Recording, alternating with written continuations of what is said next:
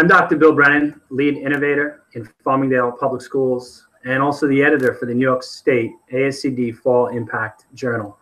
Today, more and more schools and districts across New York State have been exploring new pathways to student engagement. And in an effort to build on this knowledge, our journal focuses in on the topic of engaging all students, but through a leadership lens. Our journal leans in on the perspectives of many and offers a fresh perspective on engaging all of our students. Today, I'm joined by Dr. Andrea Honigsfeld and Dr. Maria Dove, who are professors at Malloy College. Andrea, Maria, and I will be discussing leadership support for the Integrated ENL Initiative, the beginning of a new era. I'd like to welcome you both, Andrea and Maria. Thank you for having us for this Google Hangout and interview. Yes, we appreciate being here. My pleasure. And this really is a great way to supplement a wonderful and truly important article that you'll have included in the Fall Impact Journal, which is coming out to publication very shortly. So I wanted to just start off by asking you both a question. You know, in the beginning of your article, you referenced a substantial revision to the Commissioner's regulation for programs that serve all ELL students. Could you maybe elaborate a little bit more on this? Would you call it a visionary document, the blueprint for ELL success? Well, interestingly enough, the blueprint for ELL success really preceded the revisions to the Commissioner's Regulations, Part 154. And for a while there, I think the blueprint was the best kept secret in New York State. It identified 8 principles for the success of English learners. And the first and foremost principle was that all teachers are teachers of ELLs. And that point was so very important because we have teachers and administrators believing that the English learners are the responsibility of the ESL, or now we call ESOL teachers. And this document clearly identified that all teachers need to learn strategies and ways to teach English learners. It's everyone's responsibility. So that was a tremendous point that it made. In addition, it identified that instruction for English learners needs to be grade appropriate and rigorous. In many of our standalone or pull-out programs that were common before the revisions to CR Part 154 took effect, you know, students were in standalone ESL classes and they were receiving services from an ESL teacher. And the program focused more or less on the 4 skills in language development: listening, speaking, reading, and writing. But what this assures is that students now will be connected to grade level curriculum, because that is what the standards are based on, and that's what students will be tested on. So this is a very clear movement away from the standalone ESL curriculum and more into an integrated curriculum for students. They also wanted to focus on ESL, LOTE teachers, bilingual teachers as those that have expertise in this area and to leverage their expertise in order to provide the best services for English learners. So that would be our blueprint in a nutshell. And we often like to say that the blueprint provided the vision for New York State. It was published in April 2014, and CR Part 154, the changes that occurred to policy are the law to enforce the vision. So the two go hand in hand, 2 very, very important documents for all leaders and all teachers to be familiar with. Speaking of familiarity, I'm wondering, I know both of you do extensive work with schools and organizations, and also quite a bit of writing on this topic. If we just take a second to think about levels of implementation, how are you seeing districts handling this? And what are the successful ones doing? And frankly, what are some of the struggles that we're seeing in terms of implementation? Well, we are really experiencing the very first year of implementation. So as you know about change theory, any kind of implementation process will take multiple years. First of all, districts are aiming to be in compliance with the law. So there's a lot of compliance issues going on. You could use the blueprint as a sort of an audit to understand where you are, where is your vision in the district or in a school related to English learners. And then, of course, examine the CR Part 154 provisions to make sure that all of those points are met within the structure of the district. I think many districts are questioning, or many teachers, let's go there first, are questioning why were the measures, why were the revisions necessary? I think for some that question has not yet been answered. And moving from there, they haven't been able to move away from the why do we need this change.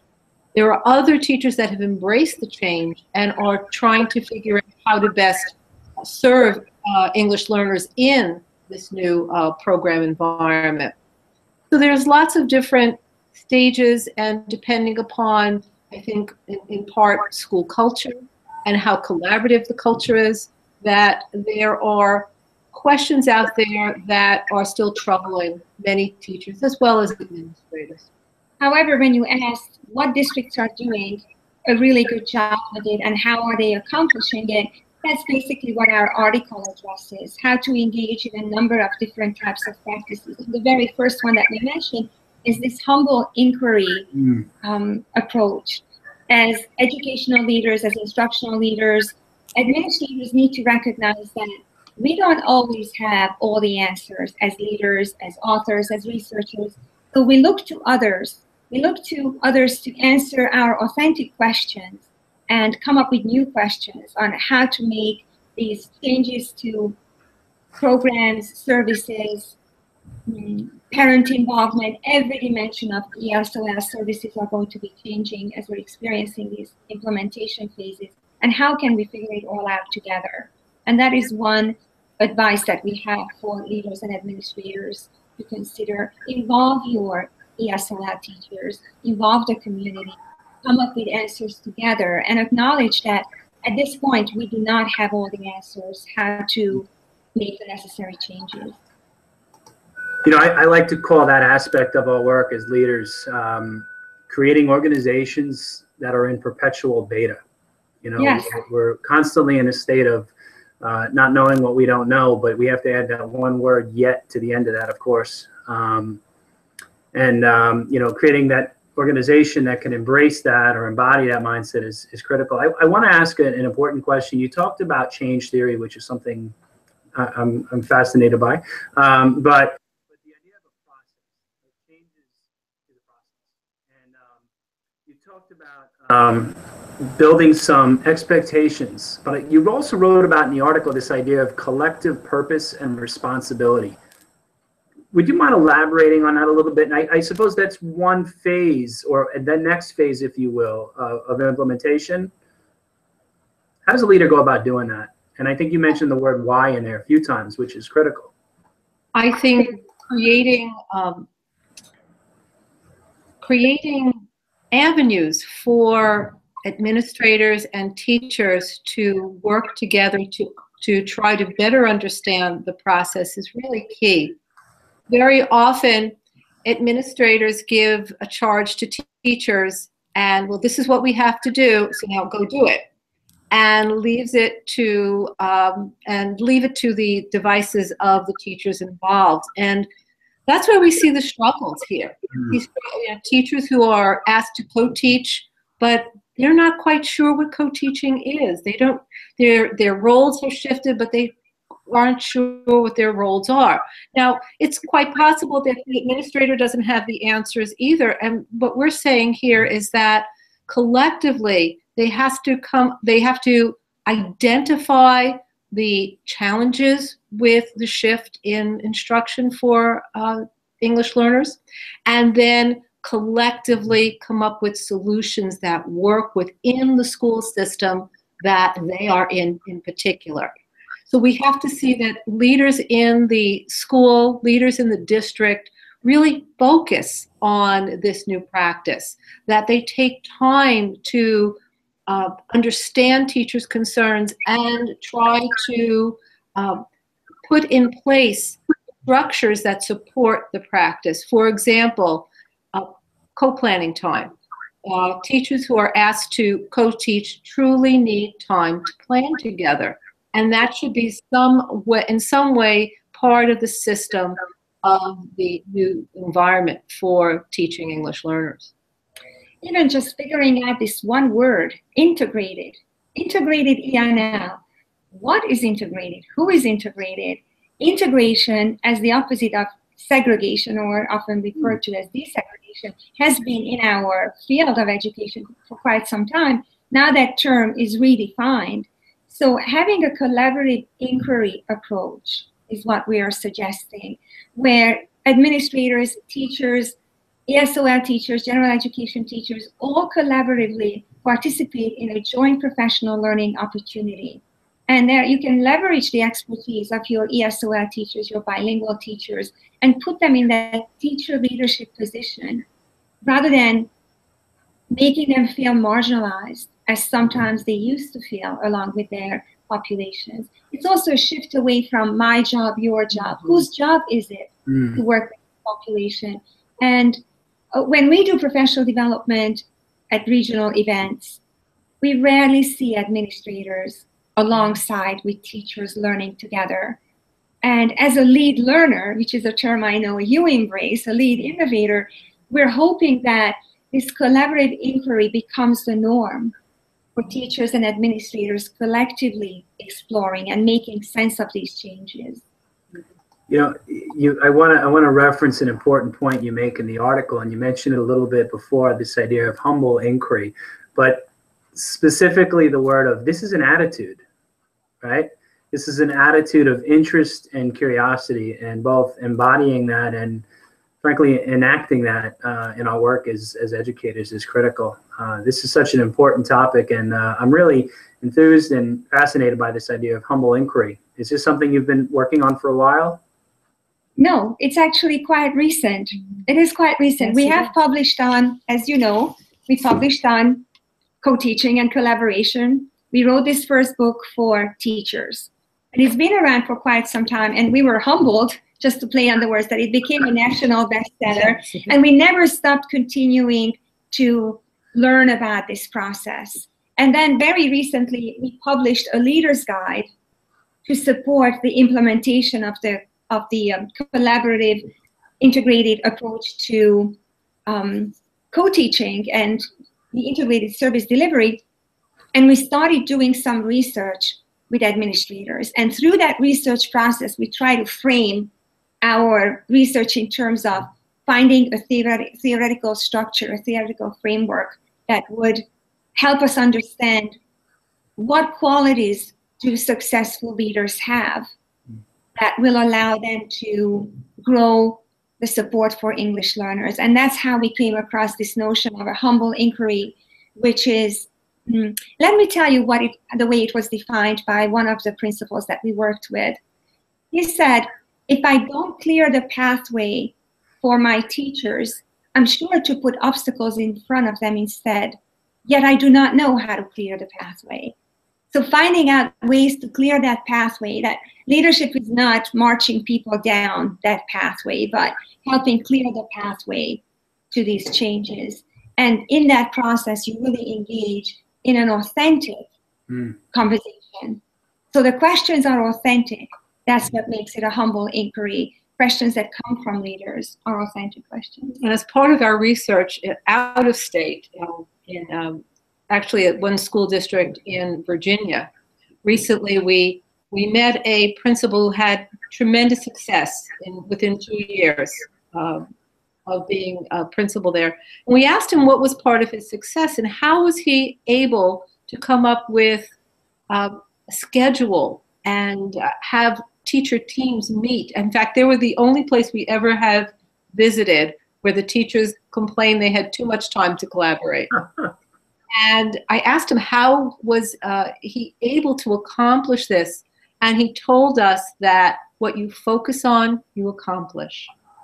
And that's what he did. He said he really put the time and effort and focus on actually scheduling the classes for English learners first. They had priority in the schedule, and everything else fell into place thereafter. Typically what we find is that scheduling services for English learners is an afterthought. When everything else is on the master schedule, that's when we start plugging in services for them. When that was reversed, everything changed in that particular building, because now the time periods that these students needed and the support periods that the teachers needed to co-plan and co-assess and weekly reflect on their practice in professional learning communities was really quite amazing. And this was a community where I know you and your readers must know about the beat the odds schools, when you might not expect tremendous success. And there it is, despite all difficulties and challenges. And what we recognize from this piece of our research is we came into the district, we observed classes that were co-taught, and what we came to the conclusion was that it wasn't the co-teaching. They were novice teachers, they were novice co-teachers. It was the collaboration. It was how they collaborated, how they actually planned lessons together, and either collectively or in their separate classrooms taught those lessons, came back together, analyzed those lessons, and then moved forward with their planning. So that was unique. And that's how we finally recognized it was the collaboration piece that really helped move that school forward. That's what we're finding. Oh, sorry. Go ahead, Andrea. No, it's just we're finding that highly functioning professional learning communities, that type of a school structure allows for integrated services for English learners more than the traditional structure that we have. When teachers have their prep time, which are scattered all over the schedule, they don't even have overlapping periods when they could sit together. They end up planning in the hallway. That structure is not going to lead to a successful integrated ENL service delivery. So I think we need both individual changes, the way we have those attitudes about questions and inquiry and curiosity, but also systemic change. Both have to really go hand in hand. As you talked about collaboration, you got me really thinking about this, right? Collaboration often can be a means to an end. And I often wonder, what you described, did it not almost evolve into some higher level of collective thinking, or even a sense of consciousness, a higher level of consciousness or awareness around the important work that has to occur? So those are the models, as you're describing, and you have illuminated so well in your article, the high leverage or high impact learning communities that I'm really interested in reading more about. Well, we're in the middle of a couple of research studies, so we're hoping to report on that very soon. And also, we're very affirmed that Learning Forward has recently announced that John had his research now expanded to a new variable that is very highly rated, and that variable is collective efficacy. We could not have been more affirmed by finding that, since in his research, co-teaching is extremely low ranked, which was of course a disappointing finding. However, we've always been very much in favor of supporting collaboration, not just the act of co-teaching or co-delivering instruction. That collective efficacy that's now being identified as a critical component of success is further affirming our work, and it propels our work forward. Collaboration is the difference between a truly integrated service delivery versus two teachers sharing real estate. We actually, you notice, never use the word push-in. No, I just did. But typically, it's okay. It's okay. Because that means I'm invading your territory, and it is simply going into the same classroom, and we're dividing up the kids, and we're maybe talking over each other, but there is no collaboration or co-planning. So we're very strongly advocating, and that's what we're also writing about, this fearless advocacy that even when people think, but we've always been doing ESL this way, this is how it's supposed to be. We've always been focusing on listening, speaking, reading, writing, how to continue advocacy work, creating not just in words, but also in actions, changes in a community. Yeah, and I love the end of the article. You spoke about fearless advocacy, but also the idea of making progress at times, you know, and focusing on small steps. And, you know, this is just a fascinating article, a great conversation, and such important work. I'm really excited, I should say, not just about your work, but also the new dimension of leadership that you're describing in Hattie's work and your research on collaboration. So this has been an absolute pleasure. I thank both of you for your time.